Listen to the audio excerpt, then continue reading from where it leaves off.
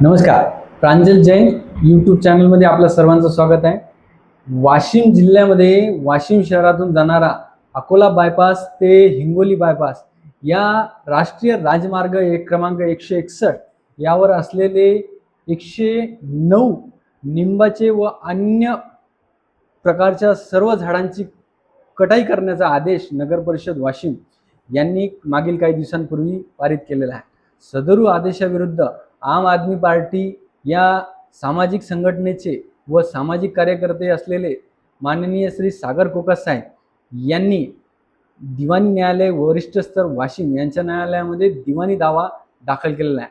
त्याबाबत दिवाणी न्यायालयामध्ये दिवाणी दावा दाखल केलेला असून त्या दिवाणी दाव्यामध्ये वृक्षांची कत्तल होऊ नये याबाबत त्यांची बाजू मांडण्याकरता ॲडव्होकेट संतोष पडगाण साहेब हे आपल्यासोबत आहेत व ते वादी म्हणून न्यायालयामध्ये बाजू मांडत आहेत.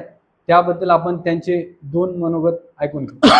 नमस्कार, मी ॲडव्होकेट संतोष पडगाण, जिल्हा व सत्र न्यायालय वाशिम या ठिकाणी बऱ्याच दिवसापासून वकिली करतो. माझे पक्षकार सागर कोकास यांनी वाशिम नगर परिषद जो 6/3/2026 रोजी 109 झाडं तोडण्याचा आदेश दिला होता त्या विरोधात माननीय दिवाणी न्यायाधीश यांच्याकडे दावा दाखल केला.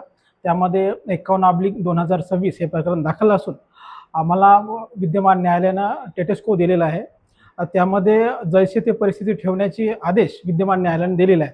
त्यामुळे जो नॅशनल हायवे 161 आहे याच्या दुतर्फा जो रोड बनत आहे, आपण त्याला सर्व्हिस रोड म्हणतो, त्या सर्व्हिस रोडच्या नावाखाली जी अवैध वृक्षाची कत्तल होत होती आणि जी चुकीच्या पद्धतीनं आदेश पारित केलेला होता त्या आदेशाला चॅलेंज करून सदरील न्यायालयाने टेटेस्को दिलेला आहे.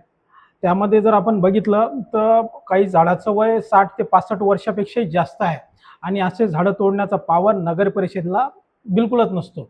त्यामुळे न्यायालयाने ती बाजू प्रखरपणे आम्ही मांडली आणि विद्यमान न्यायालयानं आदेश पारित केला. सर, आता मला सांगा की यामध्ये आपल्या वाशिम शहरातून जर झाडांची 109 झाडांची कत्तल केली तर वाशिम शहराच्या वातावरणामध्ये काय बदल होईल आणि निश्चितच त्यामधून आपल्या जे वाशिम जिल्ह्याचा पाण्याचा प्रभाव आहे किंवा पावसाचे पडणारे पाणी आहे याबद्दल त्याचा काय परिणाम होईल आणि जनतेने कसं जागरूक राहायला पाहिजे आणि कसं यामध्ये झाडांची कत्तल होणार नाही यापासून कसा बचाव करता येईल याबाबत आपण आम्हाला दोन शब्द सांगा. बघा, आज आपण जर हा मे महिना बघतोय, हा मे महिना इतका कठीण आहे, लोक AC मध्ये बसून शकून नाही राहिले. वाशिम सारख्या आकांक्षित जिल्ह्याची परिस्थिती एवढी गंभीर आहे की इथे 40च्या पेक्षाही जास्त टेम्परेचर होते, 40-41 डिग्री सेल्सिअस.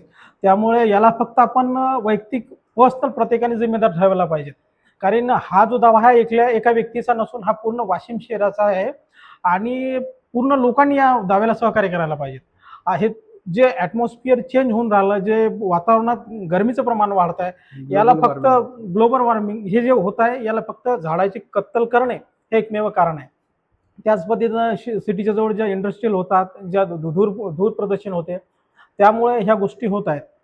प्रत्येक व्यक्तीने झाड ही काळाची गरज आहे. जोपर्यंत मानवाला झाडाचं महत्त्व कळणार नाही तोपर्यंत झाडं कत्तल करणं थांबवणार नाही, तोपर्यंत आपल्याला हरित क्रांती जी आपण बघू पाहतोय फक्त की महाराष्ट्र शासन, केंद्र सरकार जवळपास 33 करोड वृक्ष लागवड करत आहे आणि काही ठिकाणी काही अधिकाऱ्याच्या चुकीच्या पद्धतीमुळे असे जे झाडं तोडल्या जात आहेत याकडे निश्चितच शासनाने, प्रशासनाने लक्ष द्यायला पाहिजे. सरांनी आता आपल्याला खूप महत्त्वाची माहिती दिलेली आहे की वृक्ष वाचवसान तर आपल्याला भविष्यामध्ये ऑक्सिजन मिळेल आणि ऑक्सिजन मिळेल तर आपण वाचू.